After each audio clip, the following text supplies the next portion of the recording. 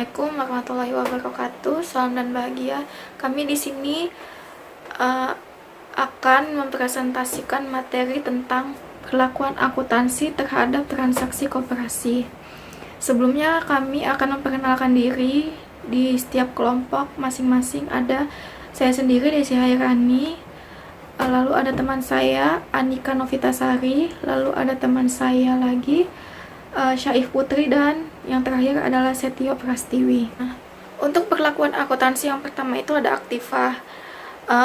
Pencatatan aktiva koperasi sama dengan perusahaan yang lain, kecuali yang dijelaskan dalam PSAK nomor 27 paragraf 63 dan 65.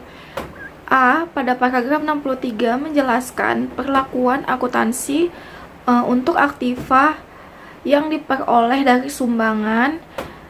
Dan yang B, pada paragraf ke-65 menjelaskan perlakuan akuntansi untuk aktiva yang dibatasi penggunaannya.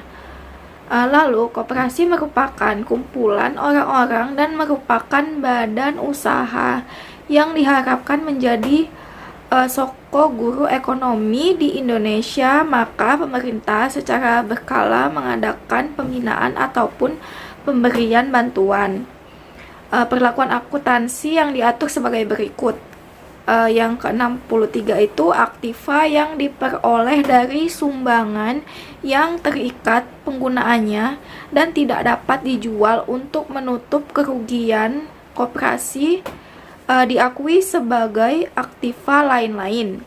Sifat keterikatan penggunaan tersebut dijelaskan dalam catatan atas laporan keuangan. Aktiva yang dicadangkan untuk kepentingan bersama para anggota merupakan aktiva yang bukan milik koperasi. Oleh karena itu, pengurus harus mempertanggungjawabkan penggunaan aktiva ini dan dalam pencatatannya tidak boleh diakui sebagai aktiva koperasi. Hal ini diatur dalam paragraf ke-65, yaitu aktiva-aktiva yang dikelola oleh koperasi tetapi bukan milik koperasi tidak diakui sebagai aktiva dan harus dijelaskan dalam catatan atas laporan keuangan. Yang kedua itu kewajiban. Untuk kewajiban yang ada di koperasi sama dengan kewajiban di badan usaha lain, kecuali yang diatur dalam PSAK. Kewajiban yang diatur PSAK nomor 27 paragraf 61 adalah simpanan sukarela. Simpanan pokok dan simpanan wajib merupakan modal koperasi karena simpanan ini tidak dapat diambil sewaktu-waktu. Simpanan anggota yang sifatnya sukarela atau simpanan sukarela tidak dapat dianggap sebagai modal karena simpanan ini dapat diambil sewaktu-waktu. Oleh karena itu, simpanan sukarela dapat dianggap sebagai utang, sebagaimana dijelaskan dalam PSAK nomor 27 paragraf 61. Yang bunyinya itu, simpanan anggota yang tidak berkarakteristik sebagai ekuitas diakui sebagai kewajiban jangka pendek atau jangka panjang, sesuai dengan tanggal jatuh temponya dan dicatat sebesar nilai nominalnya itu. Lalu yang ketiga ada ekuitas. Koperasi merupakan kumpulan dari orang-orang yang memenuhi syarat sebagai anggota.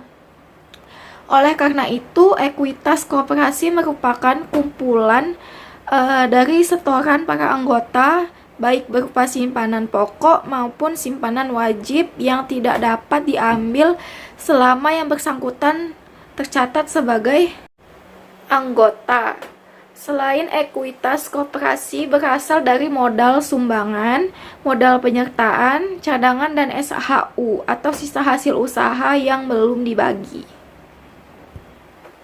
Dan untuk laporan keuangannya itu di slide selanjutnya ada neraca. Di situ terdapat aktiva dan ekuitas. Lalu di slide selanjutnya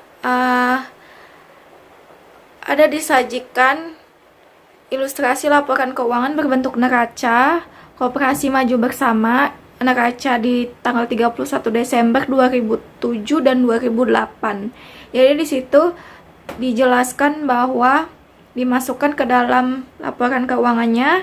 Di neraca terdapat aktiva, kewajiban dan ekuitas. Jadi di situ ada aktiva lancar, kewajiban jangka pendek, beserta utang-utangnya. Lalu ada investasi jangka panjang, ada aktiva tetapnya, aktiva lain-lain, lalu ada biaya-biayanya juga, lalu ada kewajiban jangka panjang, kemudian ada ekuitasnya, dan terakhir ada jumlah ekuitasnya. Untuk slide selanjutnya akan dijelaskan oleh teman saya. Yang selanjutnya yaitu bukti transaksi koperasi. Bukti transaksi koperasi merupakan dokumen dasar untuk membuat jurnal dan merupakan bukti bahwa telah terjadi transaksi di koperasi. Nanti semua bukti dari bagian pembelian, penjualan, dan lain-lain harus dianalisis kebenarannya. Bukti transaksi koperasi sendiri itu dibagi menjadi 5. Yang pertama, bukti penerimaan kas, bukti pengeluaran kas, bukti penjualan, bukti pembelian, serta bukti umum. Bukti penerimaan kas sendiri yaitu bukti transaksi yang membuktikan bahwa koperasi telah menerima sejumlah uang tunai atau alat pembayaran yang sama dengan uang tunai. Yang kedua yaitu bukti pengeluaran kas. Merupakan bukti transaksi yang membuktikan bahwa koperasi telah membayar sejumlah uang tunai atau alat pembayaran lainnya yang disamakan dengan uang tunai. Yang ketiga yaitu bukti penjualan. Merupakan bukti pembukuan yang membuktikan koperasi melakukan transaksi penjualan barang secara kredit. Yang keempat, bukti pembelian, yaitu bukti pembukuan koperasi telah membeli barang secara kredit. Yang terakhir, bukti umum, merupakan bukti pembukuan yang digunakan untuk mencatat transaksi yang tidak dapat dicatat dalam bukti penerimaan kas, bukti pengeluaran kas, faktur penjualan, serta faktur pembelian. Yang selanjutnya itu bukti penerimaan kas. Bukti penerimaan kas sendiri itu merupakan bukti transaksi yang membuktikan bahwa koperasi telah menerima sejumlah uang tunai atau alat pembayaran yang sama dengan uang tunai, seperti cek. Bukti penerimaan kas itu dibagi menjadi 8, yaitu penerimaan simpanan dari anggota koperasi, penerimaan dari penjualan tunai, yang ketiga penerimaan tagihan dari debitur, penerimaan uang dari pihak lain yang merupakan realisasi hak koperasi, penerimaan bunga, penerimaan berupa uang jasa seperti komisi, penerimaan kembali utang karyawan di koperasi, yang terakhir penerimaan lainnya yang dapat menambah uang tunai koperasi. Contoh soalnya yaitu pada tanggal 12 Januari 2007, Koperasi Simpan Pinjam yang bernama Berkah menerima selembar cek dari Andra senilai Rp400.000 dan uang tunai sejumlah Rp20.000. Pembayaran tersebut terdiri dari angsuran pinjaman sebesar Rp225.000 dengan bunga pinjaman Rp15.000 dan tabungan sukarela Rp180.000. Koperasi Simpan Pinjam yaitu Berkah mencatat transaksi di atas ke dalam bukti penerimaan kas.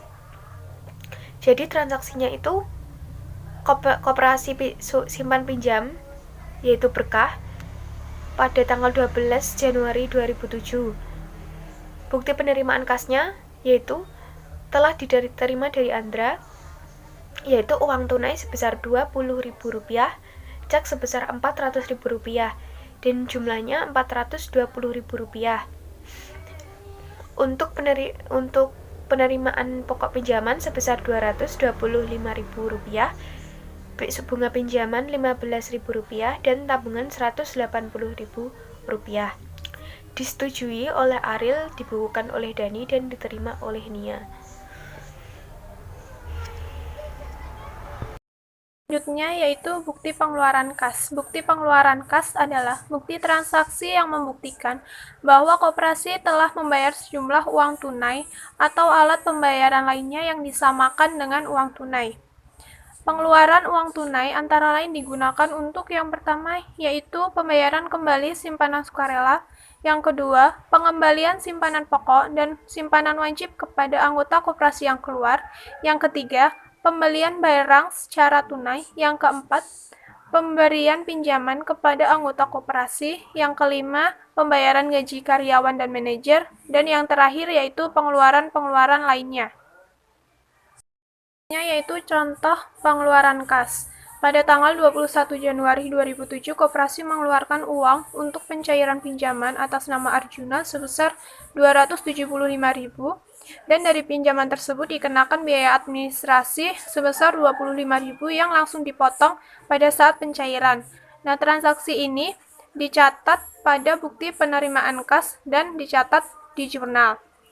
Jurnalnya yaitu piutang Arjuna sebesar 300.000 di debit, pendapatan administrasi 25.000 di kredit, kas 275.000 di kredit. Nah, contoh formulir bukti pengeluaran kas terdiri dari uang tunai, cek jika menggunakan cek, dan jumlah pengeluaran. Dan untuk tujuan pengeluaran kas digunakan untuk apa? Selanjutnya akan dijelaskan oleh teman saya. Selanjutnya, bukti penjualan atau faktur penjualan. Bukti penjualan atau faktur penjualan adalah bukti pembukuan yang membuktikan koperasi melakukan transaksi penjualan barang yang secara kredit, sedangkan penjualan secara tunai dicatat pada bukti penerimaan kas. Faktur penjualan ini diberikan kepada pembelinya saat menjual dan mengirimkan produknya. Berikut contoh faktur penjualan dengan ilustrasi pencatatan bukti penjualan sebagai berikut. Pada tanggal 12 Januari 2007, Koperasi Sejahtera Mandiri yang beralamat di Jalan Arif Rahmat Hakim nomor 23 Malang menjual barang kepada Tuan Adnan sebagai anggota secara kredit. Barang yang dijual adalah 25 box air mineral, 3 buah notes merek Cahaya, dan 5 box mie instan merek Supermie. Koperasi Sejahtera mengeluarkan faktur penjualan yang berisi data penyerahan barang-barang dan jumlah yang akan dibayarkan. Selanjutnya, bukti pembelian atau faktur pembelian. Bukti pembelian atau faktur pembelian adalah bukti pembukuan yang membuktikan koperasi telah membeli barang secara kredit, sedangkan untuk pembelian secara tunai dicatat pada bukti pengeluaran kas. Di sini terdapat contoh faktur pembelian dengan ilustrasi pencatatan bukti pembelian sebagai berikut. Pada tanggal 14 Februari 2007, Koperasi Setamanjaya yang beralamat di Jalan Mertojoyo membeli barang secara kredit berupa 5 buah lemari ukuran sedang dari toko Abadi yang beralamat di Jalan Arwana seharga 900.000. Selanjutnya, bukti umum atau bukti serba-serbi. Bukti umum adalah bukti pembukuan yang digunakan untuk mencatat transaksi yang tidak dapat dicatat dalam bukti penerimaan kas, bukti pengeluaran kas, faktur penjualan maupun faktur pembelian. Transaksi yang dicatat pada bukti ini adalah yang pertama retur pembelian, yang kedua retur penjualan, yang ketiga penghapusan piutang, yang keempat penghapusan aktiva tetap, dan yang kelima pembagian SHU. Dalam slide ini terdapat contoh bukti umum yang dikeluarkan oleh Koperasi Setamanjaya yang berisi retur pembelian barang dari toko Abadi dikembalikan karena barang tersebut rusak.